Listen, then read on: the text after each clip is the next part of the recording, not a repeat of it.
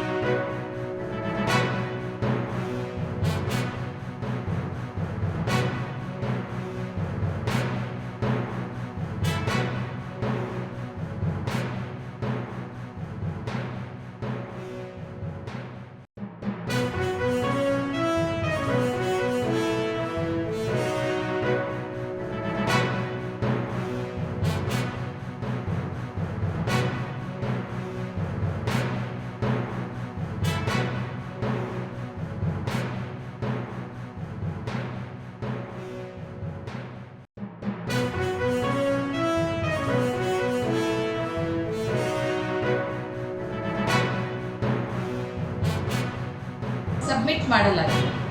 ಈ ಪ್ರಧಾನಮಂತ್ರಿ ವಿಶ್ವಕರ್ಮ ಯೋಜನೆಯ ಪ್ರಮುಖ ಉದ್ದೇಶ ಸಣ್ಣ ಸಣ್ಣ ಟ್ರೇಡ್ಗಳನ್ನ ಮಾಡುವಂಥ ನಮ್ಮ ಆರ್ಟಿಸನ್ಸ್ ಅಂದರೆ ವಿಶ್ವಕರ್ಮಿಗಳಿಗೆ ಧನ ಸಹಾಯ ಮಾಡುವಂಥ ಒಂದು ಅದ್ಭುತವಾದ ಒಂದು ಕೇಂದ್ರ ಸರ್ಕಾರದ ಈ ಯೋಜನೆ. ಈ ಯೋಜನೆಯನ್ನು 2 ಹಂತಗಳಲ್ಲಿ ನಾವು ಇದನ್ನು ಜಾರಿಗೊಳಿಸ್ತಾ ಇದ್ದೀವಿ. ಮೊದಲನೇ ಹಂತದಲ್ಲಿ 1 ಲಕ್ಷದವರೆಗೆ ಬ್ಯಾಂಕ್ಗಳಿಂದ ಧನ ಸಹಾಯ, 2ನೇ ಹಂತದ ಸಾಲ ಗರಿಷ್ಠ 2 ಲಕ್ಷ ರೂಪಾಯಿಗಳು. ಒಟ್ಟಾರೆ ಕೇಂದ್ರ ಸರ್ಕಾರದ ಮಹತ್ವಾಕಾಂಕ್ಷೆಯ ಯೋಜನೆಯಾದ ಪ್ರಧಾನಮಂತ್ರಿ ವಿಶ್ವಕರ್ಮ ಯೋಜನೆ ಚಾಮರಾಜನಗರ ಜಿಲ್ಲೆಯ ಸಣ್ಣ ಸಣ್ಣ ಉದ್ಯಮಿಗಳ ಸ್ವಾವಲಂಬಿ ಬದುಕಿಗೆ ವರದಾನವಾಗಿದೆ ಎಂದರೆ ತಪ್ಪಾಗಲಾರದು.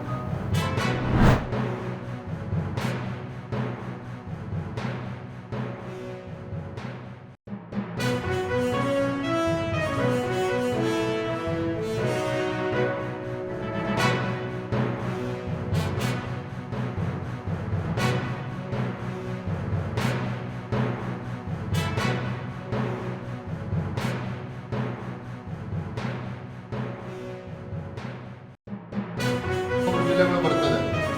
ಆ ಜಿಲ್ಲೆಗಳಿಗೆ ನಮ್ಮ ಕೋರ್ ಕಮಿಟಿ ಸದಸ್ಯರು ಪ್ರವಾಸ ಮಾಡಬೇಕು.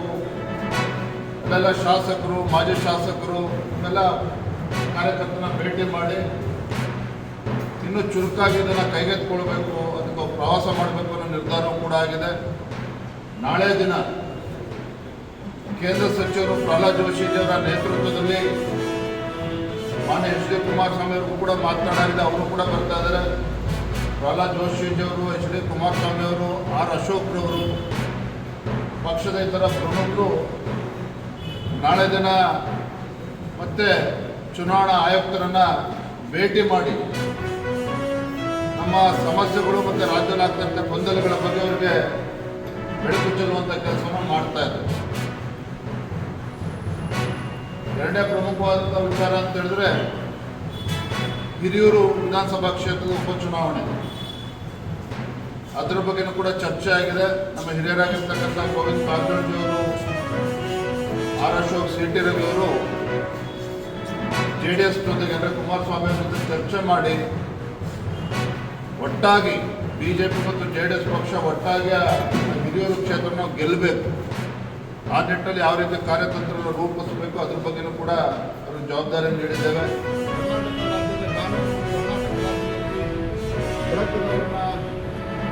ಡ್ರಗ್ ಪೆಡ್ಲರ್ಸನ್ನು, ಡ್ರಗ್ ಸಿಂಥೆಟಿಕ್ ಡ್ರಗ್ ಮ್ಯಾನುಫ್ಯಾಕ್ಚರಿಂಗ್ ನಮ್ಮ ರಾಜ್ಯದಲ್ಲಿ ಇರುವುದು, ಮತ್ತೊಂದು ರಾಜ್ಯದ ಪೊಲೀಸರು ಬಂದು ಹಿಡಿದು ಗೊತ್ತಾಗಲ್ಲ.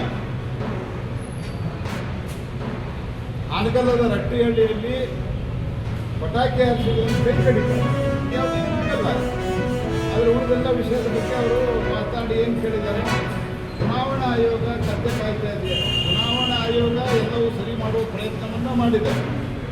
ಆದರೆ ಕತ್ತಿ ಕಾಯ್ಲಿಕ್ಕೂ ಲಾಯಕ್ಕಿರಲಾರ್ದಂಥ ಒಂದು ಸರ್ಕಾರ ಏನಿದೆಯಲ್ಲ, ಅದನ್ನು ಅಧಿಕಾರಿಗಳ ಮೇಲೆ ಒತ್ತಡ ಹಾಕಿ 100% ಮ್ಯಾಪಿಂಗು, ಮಸೀದಿಯಲ್ಲಿ ಕೂತ್ಕೊಂಡು, ದರ್ಗಾದಲ್ಲಿ ಕೂತ್ಕೊಂಡು, ಸ್ಥಳೀಯವಾಗಿರುವಂಥ ಕಾಂಗ್ರೆಸ್ ನಾಯಕರ ಮನೆಯಲ್ಲಿ ಕೂತ್ಕೊಂಡು ಫಾರ್ಮ್ ಮಾಡ್ತಾ ಇದ್ದಾರೆ.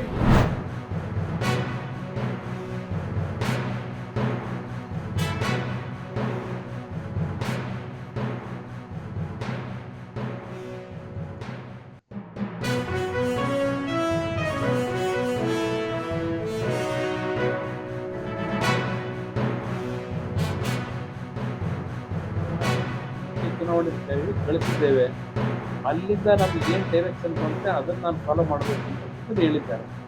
ಇವತ್ತು ರಾಜ್ಯ ಸರ್ಕಾರದ ಜವಾಬ್ದಾರಿ, ಇವತ್ತು ಆಯಾ ಜಿಲ್ಲೆಗಳಲ್ಲಿ ಜಿಲ್ಲಾಧಿಕಾರಿಗಳಿಗೆ ಅಧಿಕಾರ ಕೊಟ್ಟಿರ್ತಾರೆ. ಈಗ ಆಯಾ ಜಿಲ್ಲೆಗಳಲ್ಲಿ ನಡೆದಿರ್ತಕ್ಕಂಥ ಇಂಥ ಒಂದು ನಿಯಮ ಬಾಹಿರವಾಗಿ ನಡ್ಕೊಂಡಿದ್ದಾರೆ.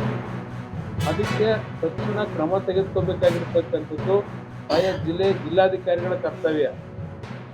ಆದರೆ ಇಲ್ಲಿ ಯಾವ ರೀತಿ ನಡೀತಾ ಇದೆ, ಇದು ವೈಫಲ್ಯ ಕೆಲವು ಜಿಲ್ಲಾಧಿಕಾರಿಗಳಿಂದ ನಡೆದಿರ್ತಕ್ಕಂಥದ್ದು.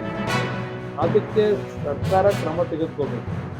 ಈಗ ನಾವು ಮುಂದೆ ಇನ್ನೊಂದು 2 ದಿನಗಳಲ್ಲಿ ಬಹುಶಃ ಕೇಂದ್ರದ ಚುನಾವಣಾ ಆಯುಕ್ತರನ್ನು ಭೇಟಿ ಮಾಡಿ ಇಲ್ಲಿ ನಡೆದಿರ್ತಕ್ಕಂಥ ದಾಖಲೆಗಳ ಸಮೇತ ಅವರಿಗೆ ಕೊಡಬೇಕು ಅಂತಕ್ಕಂಥದ್ದು ಒಂದು ಸಮಯ ಕೇಳಿದ್ರೆ, ಬಹುಶಃ ಇನ್ನೊಂದು 3-4 ದಿನದಲ್ಲಿ ಕೇಂದ್ರದ ಚುನಾವಣಾ ಆಯುಕ್ತರು ಈ ದೂರನ್ನು ಕೊಡ್ತಕ್ಕಂಥದ್ದು ಇದ್ದಾರೆ.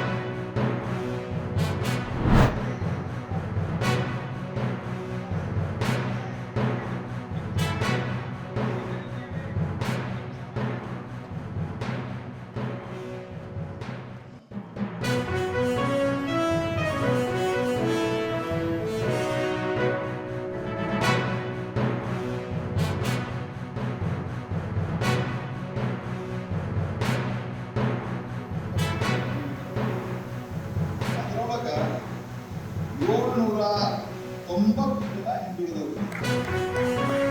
SEC ಕೊಡ್ತಾ ಇದ್ದೀನಿ ನಾನು. ಯೋಗಿ ಸಹಿತ 42 ಜನ ಹಿಂದುಳಿದವರಿಗೆ ಮಾಡ್ತಾರೆ.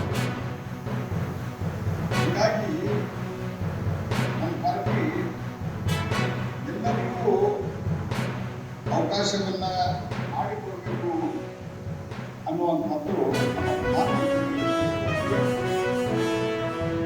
ಇನ್ಕ್ಲೂಸಿವ್ ಪಾಲಿಟಿಕ್ಸ್ ಅಂತ ಹೇಳ್ತಾರೆ.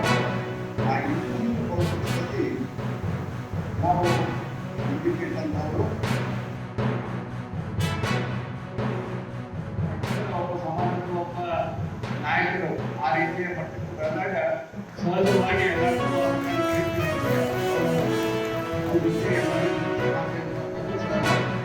ಆದರೆ ಇವತ್ತು ಸಮಾಜಕ್ಕೆ ಆ ರೀತಿ ಸಂಬಂಧ ಇಲ್ಲ. ಇವತ್ತು ನೀವೆಲ್ಲರೂ ನಮ್ಮ ಜೊತೆ ಬರಲಾಕ ಪೂರ್ತಿ ಪ್ರಮಾಣದಲ್ಲಿ ನಮ್ಮ ಜೊತೆ ಬರಾಕ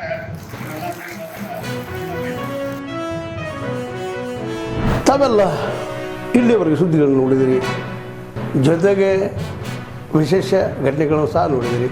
ಅದು ನಿಮ್ಗೇನು ಅನ್ನಿಸ್ತು? ನಿಮಗೆ ಲೈಕ್ ಮಾಡಿರಿ, ಶೇರ್ ಮಾಡಿರಿ, ಕಾಮೆಂಟ್ ಮಾಡಿರಿ, ಜೊತೆಗೆ ಸಬ್ಸ್ಕ್ರೈಬ್ ನಿಲ್ಲಿಸ್ಬೇಡ್ರಿ. H16 ನ್ಯೂಸ್ ಅರ್ಥಾತ್ ಈ ಸಿದ್ದರಾಮಯ್ಯ ಸತ್ಯದ ಕೈಗನ್ನಡಿ ವಂದನೆಗಳು.